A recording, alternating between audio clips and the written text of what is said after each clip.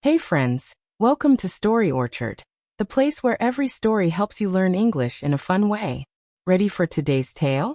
Let's begin. They say family is a blessing, but sometimes that very blessing turns into the heaviest burden a person can carry. I still remember the countless evenings when I sat quietly in my room, staring at the ceiling, wondering if my life was truly mine or just a continuation of my family's expectations.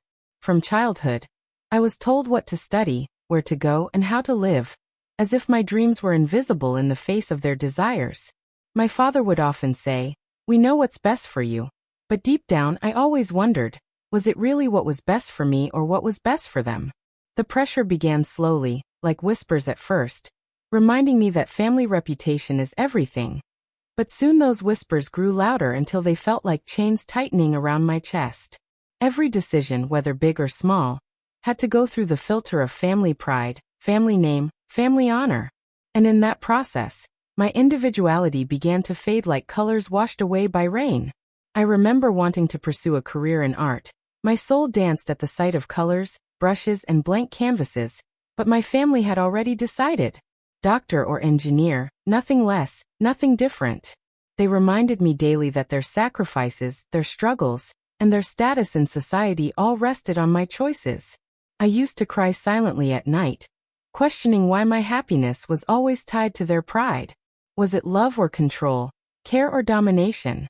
Many people outside thought we were a perfect family, united and strong, but they never saw the invisible cracks inside. Cracks created by expectations that suffocated me, by dreams that were killed before they could bloom. Family pressure doesn't come in the form of shouting or abuse only. Sometimes it comes in sweet words, in guilt-filled sentences like, "We did so much for you, now you must do this for us." And those words pierced deeper than any scream. I began to live two lives, one outside where I pretended to smile and agree, and one inside where I screamed silently, begging for freedom. My friends often spoke about chasing their passions, following their hearts, but I always stayed quiet, because my heart wasn't mine anymore. It was a property leased out to family expectations. The pressure reached its peak when marriage discussions started. My mother said, "We have chosen someone good for you, someone who will respect our family name." I wanted to shout, "What about my respect, my choice, my heart?" But I stayed quiet, because silence had become my only survival tool.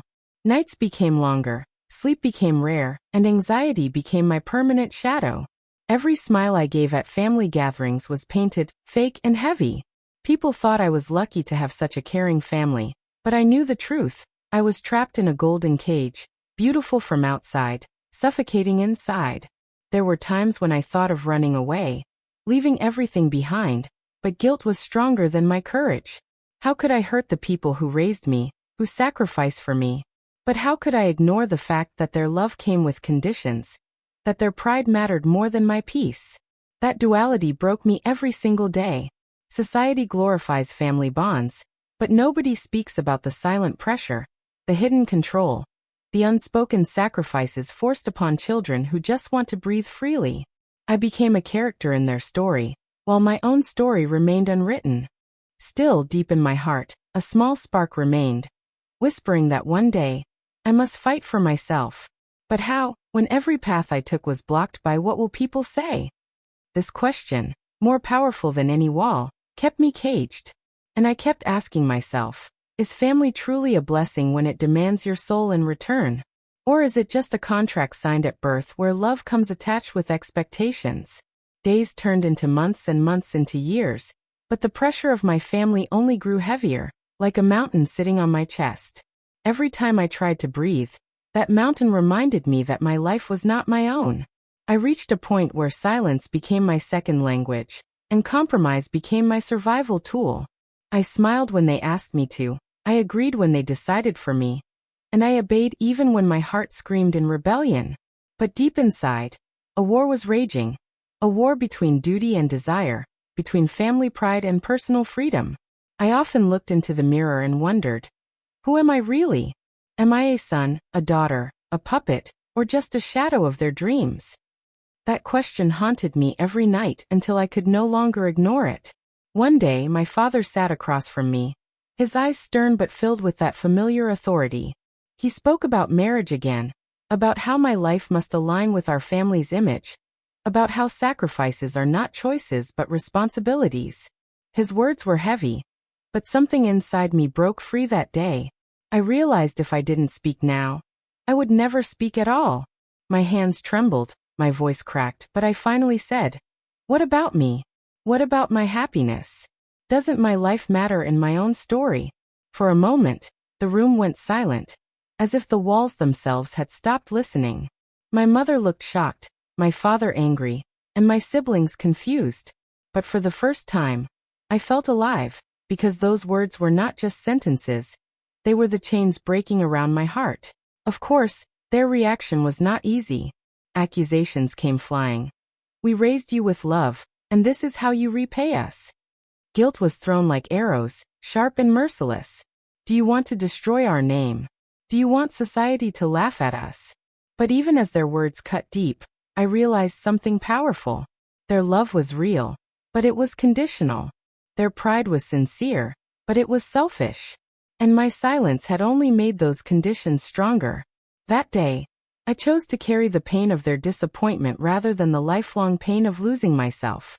Because sometimes choosing yourself is not selfish, it is survival.